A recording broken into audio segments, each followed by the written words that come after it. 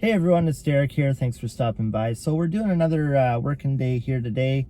I wanted to read this book, and I'm also doing the audio book as I go around and do my job. You probably heard lots about this, The Song of Achilles, written by Madeline Miller.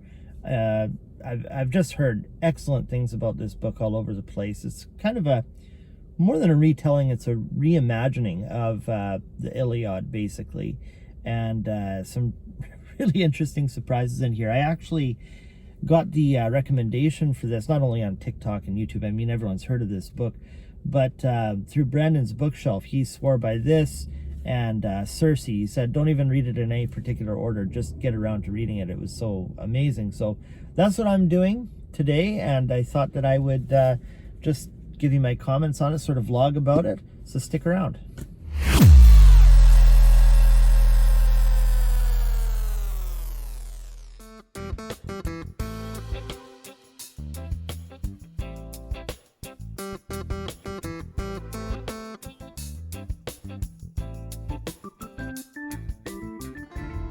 Hey everybody, so just listening to this book on Audible. I'm really impressed with it so far. I mean, the English in it is really enjoyable to listen to. She's got incredible turns of phrases, and I should have really taken note of some of her some examples here, but you'll notice that as soon as you read and listen to this book, her English is just phenomenal, and she's got really interesting ways of conveying ideas and emotions or sensations. So I really like that.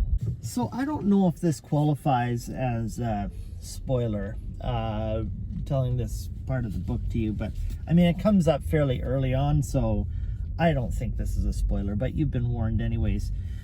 So the main characters, Achilles, obviously, and Patroclus, are gay. And well, they're kind of coming of age, and they're sort of realizing their love for one another and so on. And I'm gonna level with you, okay, guys? No discrimination or anything like that. I'm all very inclusive, and I'm for diversity and things like that. I was raised in a very traditional household, though, and while I can treat everybody perfectly the same and you know, enjoy the company of people with various backgrounds, the story is a little uncomfortable for me. I'm not going to lie about it, but maybe that's a good thing, because I mean, why should literature be you know, just heterosexual relationships in it, or something that just fits into, you know, a white narrative, or a European narrative, or a you know, all what has dominated literature for centuries and millennia, really. So of course I recognize the need for that, but at the same time, I do have this reaction. It's certainly not a disgust reaction. It's just a reaction that, like, it's so unnatural to me, and I've deliberately, because of my upbringing, I've deliberately not really exposed myself to that lifestyle and way of thinking. And so I'm not gonna lie about it. I mean, it's extremely uncomfortable for me to sit through it, and you know, when you're completely straight, such as I am, it's just it goes against the grain for me, you know what I mean? Tell me what you think of that below in the comments. Like, I know that I'm very inclusive. I don't discriminate against people who are of the LGBTQ community, and I think it's actually an interesting turn to make of this story, the Iliad. Everybody loves Troy, the story of Troy and the Trojan horse, and so of course there's always room for retellings and you know, reimagining this story and coming at it from a different perspective, a perspective which until recently has been incredibly unpopular. So yeah, I'm all for it, but tell me in the comments what you think of that, my reaction to it.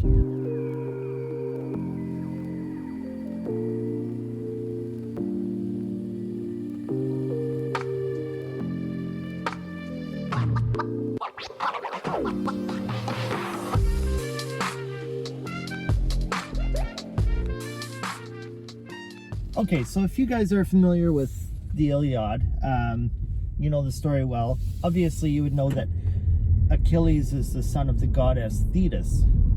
And it's really interesting, the literary devices that Madeline Miller uses in this book, because she manages to blend very literal, very graphic imagery of her, arrivals in certain scenes.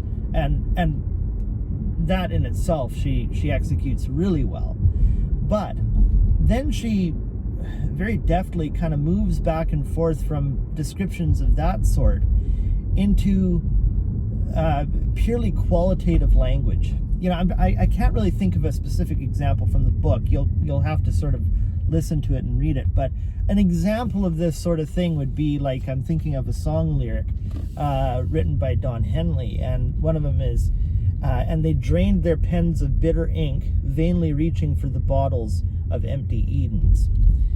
And so, you know, you do have enough there that's graphic, and you can see, you know, it's painting a very specific image, but at the same time, it's so qualitative. It's so much more than just metaphorical language. It's metaphorical and it's qualitative at the same time, which is really neat when you're speaking in terms of the spiritual dimension, you know, when you're talking about gods and goddesses, which, you know, mythology is full of. To employ that kind of rhetoric is so interesting. Oh man, Madeline Miller has some incredible turns of phrase in this book.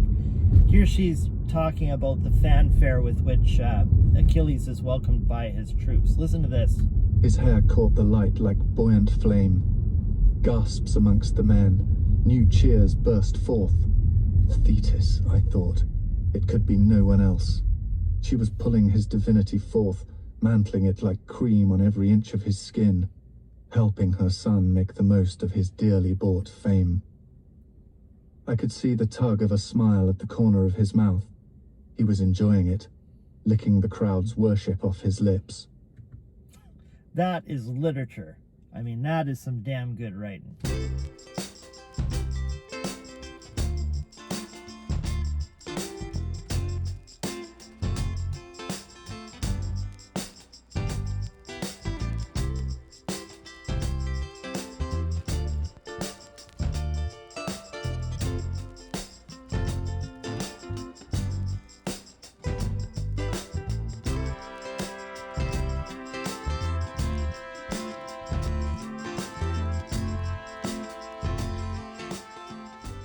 So, I just finished that book, The Song of Achilles, and whoa, what an excellent book, guys. I'd highly recommend it. I'm going to give this a 4 out of 5 stars. Now, there's something that I learned since I did the last clip, and that is, I thought that Madeline Miller was sort of, you know, doing a retelling, a reimagining of this story so that it's more fitting to younger and more current audiences, right? Well, and this is where things turn very philosophical and postmodernist, is her recreation of this story is actually truer to the original telling of the Iliad. The Iliad that we are familiar with, I mean, we've all heard the story of Troy and its decline and the Trojan horse. We've heard that story a million times. And the Christianized version of this story, which we're familiar with, that's what we associate with the traditional telling of this story, is that Achilles and Patroclus had a platonic relationship. It's not dissimilar to that story in the Bible of David and Jonathan. Remember at I think it was at his funeral, Jonathan's funeral, David said that his love meant more to me, or was more profound to me, than the love from women. Now that relationship probably was a heterosexual one. It was a platonic, kind of, well, what we would call today like bromance, right? Or a man crush, someone you really want to emulate. Doesn't necessarily mean you want to have sex with them, right? so that's kind of the direction that Christianity has made of the Iliad, that Achilles and Patroclus had this more platonic, very, very deep friendship. When in actual fact, the original mythology, according to my research, is that it was a homoerotic relationship. Now, I can't imagine the original text would have been as graphic as Madeline Miller, for heaven's sakes. I think she still takes a lot of license here. But that blew me away, that here I thought that she was taking more license with the myth than the one we're actually more familiar with, which is highly Christianized.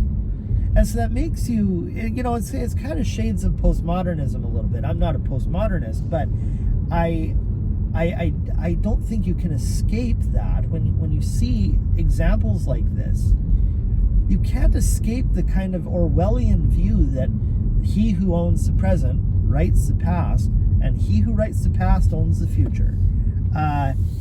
We can't read literature without this background of influence, or this lens of our sociocultural mores in our time. We can't fully pull ourselves out of that, and that's not only unfortunate, but it's necessary that we approach literature with a lot more skepticism than we do, certainly more than what I did when I first picked up this book, because this is probably far more accurate in that sense, to the spirit of that relationship, than the tale that we're accustomed